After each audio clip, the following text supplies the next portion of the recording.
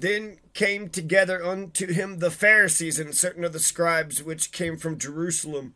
And when they saw some of his disciples eat bread with defiled, that is to say, with unwashed hands, they found fault. For the Pharisees and all the Jews, except they wash their hands often, eat not, holding the tradition of the elders. And when they come from the market, except they wash, they eat not. And many other things there be which they have received to hold, as the washing of cups and pots, brazen vessels, and of tables. Then the Pharisees and Scribes asked Jesus the Christ, Why walk not thy disciples according to the tradition of the elders, but eat bread with unwashed hands? So he's eating bread with dirty hands, or with... So Jesus is defending eating bread with dirty hands. How dare you? And actually, I mean, that is pretty unhygienic. So I'm not for sure, is Jesus trying to defend the spreading of germs, the spreading of COVID? Is that what this is all about? He answered, Jesus answered and said unto them, Well hath Esaias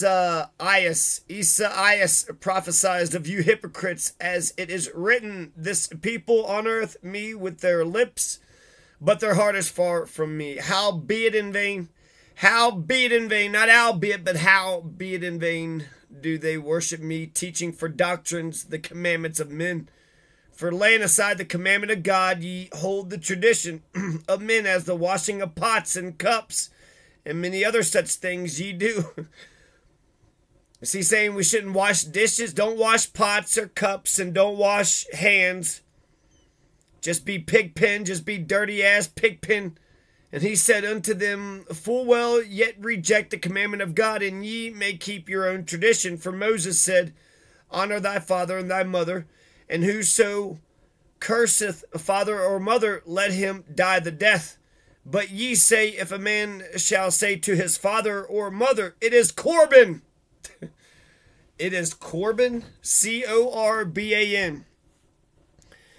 But if ye say, if a man shall say to his father or mother, It is Corban, that is to say, a gift, by whatsoever thou mightest be profited by me, he shall be free. He shall be free. So you can't disobey mother and father, but you could go and call them a bunch of Corban sons of bitches. Listen here, you Corban bitch. You Corban dick. You Corban bitch. You Corban dick. You Corban twat. Asshole dickhole. Dick cheese smegma. Low-life degenerate. Disgusting. Corban. Just Corban? Okay, I did too much. I'm sorry. I didn't know I was allowed to call them names. You Corban bitch. You Corban pile of shit. You Corban prick. You Corban pricks. And ye suffer him no more to do aught for his father or his mother, making the word of God of none effect through your tradition, which ye have delivered in me. Many such like things do ye. And when he had called all the people unto him, he said unto them, Hearken unto me, every one of you, and understand, there is nothing from without a man that entering into him can defile him, but the things which come out of him, those are they that defile the man. Wow, so they're saying evil can't come from without. Evil can only come from within. If any man have ears to hear, then let him hear. And when Jesus was entered into the house from the people, his disciples asked him concerning the parable, and he saith unto them, Are ye so without understanding also? Do ye not perceive that whatsoever thing from without entereth into the man, it cannot defile him, because it entereth not into his heart, but into the belly, and goeth out into the drought, purging all meats. And he said, That which cometh out of the man, that defileth the man. For from within, out of the heart of men, proceed evil thoughts, adulteries, fornications, murders, thefts, covetousness, wickedness and deceit, lasciviousness, an evil eye, blasphemy, pride, and foolishness. All these evil things come from within, and they defile the man. And from thence Jesus the Christ arose and went into the borders of Tyre and Sidon, Tyre, and entered into a house, and would have no man know it, but he could not be hid. For a certain woman whose young daughter had an unclean spirit heard of Jesus the Christ, came and fell at his feet. The woman was a Greek. She was a Greek. A Syrophoenician by nation. This Greek, this Syrophoenician, besought Jesus the Christ so that Jesus the Christ would cast forth the devil out of her daughter. She wanted an exorcism. So Jesus is like, oh, I'll do an exorcism. Jesus said unto her, let the children first be filled. It is not meet to take the children's bread and to cast it unto the dogs. And she answered and said unto him, yes, Lord, let yet the dogs under the table eat of the children's crumbs. And he said unto her, for this saying, go thy way, the devil is gone out of thy daughter. So that was actually pretty profound. This Greek woman is saying, my daughter's got the devil in her. And then he had said, well, the children are supposed to come first before the dogs. And then she understood. And then once she understood, then he sent her away, because he said, there is no more devil in your daughter, because you perceive the devil in your daughter. You perceive the devil in your daughter. And you weren't feeding your daughter first, and that was creating the devil. So if you feed your child first, the dogs will eat the crumbs, so the dogs will get something. So she wasn't thinking of her daughter's needs. And then when the Lord Jesus said, hey, make sure you feed her first before the dogs, she's like, but the dogs will eat the crumbs, you know. So yeah, they will, but you understood what I said. You understood? So be gone with you. Go thy way, the devil is gone out of thy daughter. And then when she was come to her house, she found the devil gone out, and her daughter laid upon the bed. Which, okay, and again, departing from the coast of Tyre and Sidon, Tyre and Sidon, he came unto the Sea of Galilee through the midst of the coast of Decapolis. 10 city, the city of 10 towns, and they bring unto him one that was deaf and had an impediment in his speech, and to beseech him to put his hand upon him. So he's deaf, so he can't hear, and they're saying that he's saying something wrong with his speech. He stutters, he slurs his speech. Or they're saying he's dumb. Are they saying he's dumb in his speech? He talks dumb. Lord, God, Jesus, this man, he is dumb. He can't hear, which that's fine. But he also talks, so it's like Dopey. So Dopey comes up to Jesus, and he took him aside from the multitude. And Jesus put his fingers into the ears of Dopey, and he spit, and he touched his tongue. He put the fingers into the ears of Dopey and then spit, and then touched his tongue. So put the finger in there, then touched his tongue. Right after you put your fingers in the ear, you touched his tongue. And looking up to heaven, he sighed and saith unto him, Ephphatha, that is, be opened. Ephphatha. This sounds like some wizardry. This sounds like some hocus pocus. This sounds like some witch doctor shit. Some kind of hocus pocus witch doctor shit. What kind of... This is such bullshit. Is this whole book just bullshit after bullshit after bullshit? And straightway his ears were opened, and the string of his tongue was loosed, and he spake plain, and he charged them that they should tell no man. But the more he charged them so much, the more a great deal they published it, and were beyond measure astonished, saying, He hath done all things well. He maketh both the deaf to hear, and the dumb to speak. Straightway his ears were opened, and the string of his tongue was loosed, and he spake plain. Wow. So that's a good doctor. Oh, you can't hear? Well, here, let me just stick my fingers in your ears. What do you think now? La la la la la la la. I can sing, and I can hear me singing. By George, I think he's got it. Oh, you're going to know George. Oh, you don't know George? You're going to know George. You're going to know Ephatha. And you got to say Ephatha. What is this? He's going to say, he fucking prays to Eli when he's dying on the cross. And it's translated to, my God, why hath thou forsaken me? But Eli, I thought there was only one God. The Ten Commandments said there's only one God. And so if he's saying Eli, and that's translated to God, God is named Eli. What about that Yeshua and fucking Yahweh and goddamn Jehovah and all those other Banye? Allah. God is God, and that's the only fucking God. If anybody fucking disagrees with the whole point of God, the God that you believe in is the Simpsons God with the fucking big-ass beard. Big-ass beard, walking around in sandals up in the fucking clouds, right? That's the God you believe. And if that's not the God you believe, then I don't know what the hell you're because that's the God that makes sense. That's the God from the good book. And then he spit. So I'm hoping he didn't spit on him. And then he touched his tongue. So and how did he touch his tongue? With his fingers, and then that was it. And then he sang his Ephatha. So he prayed to Ephatha. I mean, that sounds better, right? If you pray to Ephatha, then you'll get your rewards.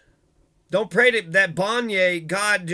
I know I just said, but this Ephatha. So that's the one God has kind of thumped all the other gods, and I think it's because it's oneness, right? You can't destroy energy or matter, so we're all connected, like the butterfly effect. Can one little butterfly in China, somehow go ahead and? In the long run, yeah, it does. Everything is connected. Matter and energy cannot be destroyed. So no matter what happens, no matter what chemical changes or hot air, there's a sense of oneness. And so, is that a cool God? Is that a good God? I think Zeus is fucking mightier with the fucking lightning bolt, and he's strong and he's buff. That fucking God's kind of fat and old and supposed to be all wise and shit, but it just makes me think it's like old-ass priest. Just a bunch of old-ass priests, envisioning themselves as fucking God. So a bunch of old-ass fucking fat fucking... I saw this one picture, and, I guess it's cute in a way, but it was a cop. It was Donald McDonald. Donald McDonald, the Rio Grande cop, and I don't have the picture, but he had this big pot belly. And, it's cute, but it's like, can you chase that? If Arnold Schwarzenegger was just to give me your wallet and just like pick the guy's wallet, could he do anything? It's like, well, my big old belly was in the way. I was going to do something, but I was just too damn jolly. Just rubbing my big old belly all day, that's all. So I could see how it could be like endearing. Oh, well, he got that big belly, so I could trust him because I could probably push him around, But is that what you want when it comes to the motherfucker that's going around? You want someone strong. You want someone good. If you can get somebody who is good and smart and strong, and, a good cop is a good lawyer, and a good lawyer is a good social worker, and, vice versa. It's actually a great cop, right? A great cop is a social worker. A great cop is a lawyer. A great cop is a judge. A great cop is all the above. So what do we learn in this book of Matthew? It wasn't very eventful, but we did learn a couple things. He can make, the deaf hear, and he can make the dumb speak right. Well, he don't speak dumb no more. It is Corban. We need to figure out what that is. So he's kind of rejecting the law of Moses somewhat, right? He's sitting there saying, well, the Ten Commandments says, you always honor thy father and thy mother, right? But I say it's okay to tell your father and mother. It's Corban. It's motherfucking Corban. We should check out what that Corban is. I'll come back with that. I like the list of evil things here. They're saying other people can, through coercion and violence, make other people do things that they don't really want to do. If they feel like, okay, maybe if I just do this one thing right now, and then when I'm able to, when they turn away, then I can run away and escape. But evil thoughts, he's basically saying, and even if that's the case, evil comes from within. Generally speaking, that's fucking brilliant. I think it's brilliant. It's almost like saying it doesn't matter what anybody and everybody else says. It's about you and your heart. And in some respects, people can't make you do a thing. They can put a gun to your head, and you could say, okay, I'm going to just survive for the time being and hope that, just hold on to hope. But you could also say no. You might get shot and killed, but you could say no. And by saying no, actually, that does stop the whole thing from, going. So, it's brave. Could be suicidal depending on the individual. Adulteries, fornications, murders, thefts, covetousness, wickedness, deceit, lasciviousness, an evil eye, blasphemy, pride, and foolishness. Those are all evil things. Oh, this is foolishness. What is this tomfoolery? Pride, blasphemy. Some of these things is, it's okay. You can be proud of your accomplishments. You just can't be arrogant. So I don't think pride, too much of anything is always, awful. And then the Pharisees and the fucking Scribes. So, again, the Pharisees and the Scribes, these are the Jewish priests. The Jewish priests are the ones going after Jesus. They came from Jerusalem, and then it's Pontius Pilate and Herod. They almost make it seem like the Pharisees and the Scribes pushed it onto Pontius Pilate and the Pharisees. And I wonder if that's the case, because that would be the whole story. I'm only on chapter 7, so chapter 16, it would make sense that the Jewish priests, because they're saying, are you the king of the Jews? And then King Herod's like, oh my God, I know I let y'all be priests and such, but you want me to put this man to death? And because they were jealous, and they said that basically the fucking Pontius Pilate even said, well, I'll let the other guy go. Well, that comes at the end. But Barabbas, he was like, okay, Jewish priest, do you want me to crucify Jesus or Barabbas? Because they were kind of saying they wanted both of them, and he's like, no, I gotta let one of them go, right? And they're like, okay, let Barabbas go, but you keep Jesus. So, and that was out of jealousy. Barabbas, I always thought was a thief, and I thought Jesus was hung with thief, and then they mention Barabbas in the beginning, and then they don't mention Barabbas with the thief being hung. But Barabbas was an insurrectionary. Barabbas was an insurrectionary, they said, along with Jesus. An insurrectionary. Well, that's more consistent with what I was thinking, is that Jesus is just a very likable man, and he's going around and being likable to everybody, and everybody's like, this is it. This is the man. He's the one that rules and leads us, and we're going to send him into the Roman Empire to confront them. No, we're just going to kind of live our lives off to the side over here, and oh shit, the Romans are kind of digging down deep. He maketh both the deaf to hear and the dumb to speak. So magic tricks, more bullshit. It kind of pisses me off that it lies like that. The spirit, I think that was interesting. That's a good little logical game right there about my daughter's a wicked piece of shit. Maybe you're the wicked piece of shit. You ever thought about that? No, because you just came right out with it. You didn't do a parable like Jesus and kind of like... So, you're supposed to feed your child before you feed the dogs, right? Well, if I feed the child, the dogs will eat the crumbs. You understood what I was saying. Be gone with you. See you later. Sit-in entire, I don't know what T-Ray is. Corban. It is Corban. So we'll have to figure out what it is, Corban. Chapter 8 coming up. Chapter 8 coming up. Chapter 8.